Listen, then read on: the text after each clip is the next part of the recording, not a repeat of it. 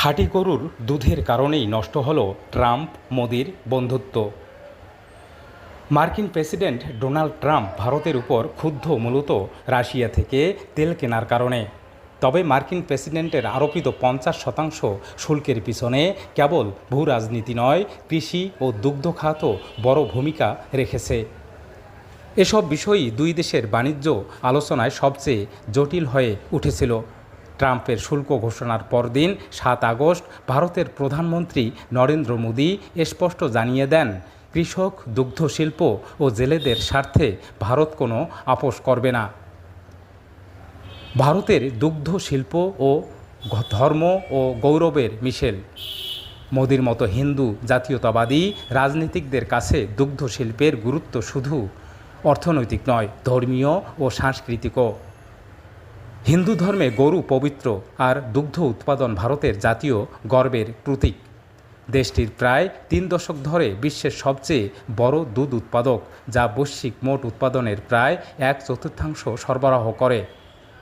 সমবায় ভিত্তিক ব্যবস্থা কৃষকদের কাছ থেকে দুধ কিনে নেয়, দাম বাড়লে বোনাস দেয় এবং অনেক সমবায় জাতীয় পর্যায়ের ব্র্যান্ডে পরিণত হয়েছে, যেমন গুজরাটের আমুল।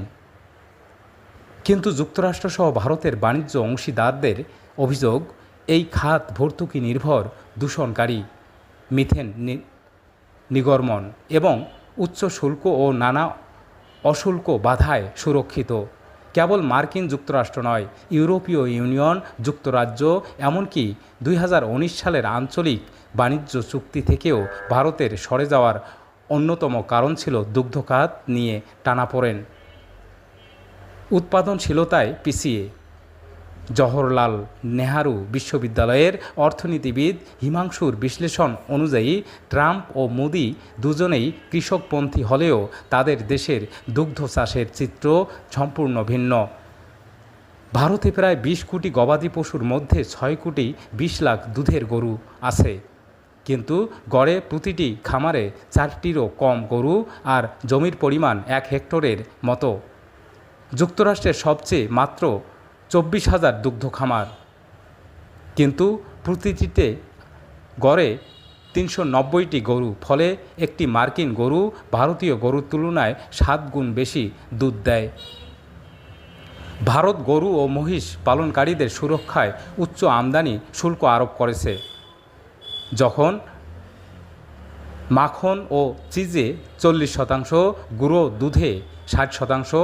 ট্রাম্প ভারতীয় পণ্যে যে শুল্ক বসিয়েছেন তা অনেকটাই এর সমপর্যায়ে।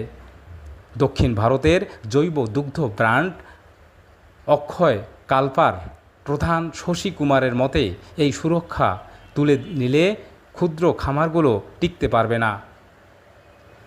শুল্কের বাইরেও অশুল্ক বাধা। মার্কিন আলোচকদের আপত্তি শুধু শুল্ক নয়, ভারত তুলা ছাড়া কোনো জেনেটিক্যালি মডিফাইড ফসল উৎপাদনই করে না এবং দুগ্ধপণ্যে নন ডেজ মিল্ক নিষিদ্ধ।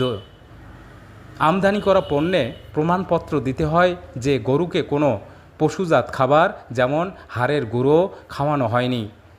সমালোচকেরা এটিকে হিন্দু জাতীয়তাবাদী নীতির আড়ালে থাকা অশুল্ক বাধা বলে মনে করেন। তবে আইনটি প্রথম প্রণীত হয়েছিল 2003 সালে ইউরোপে ম্যাড কাউ রোগের আতঙ্কের প্রেক্ষাপটে। কৃষকদের স্বার্থে আপোষহীন অবস্থান। বিশ্লেষকদের মতে, কৃষক সুরক্ষায় ভারত সরকারের দৃঢ় অবস্থান নতুন নয়।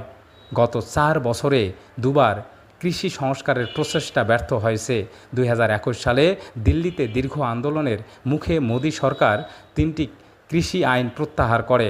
ফলে ট্রাম্প কূটনৈতিক চাপ দিয়ে শুল্ক ও নীতিগত পরিবর্তন আনতে চাইলে তা সফল হওয়ার সম্ভাবনা খুবই কম।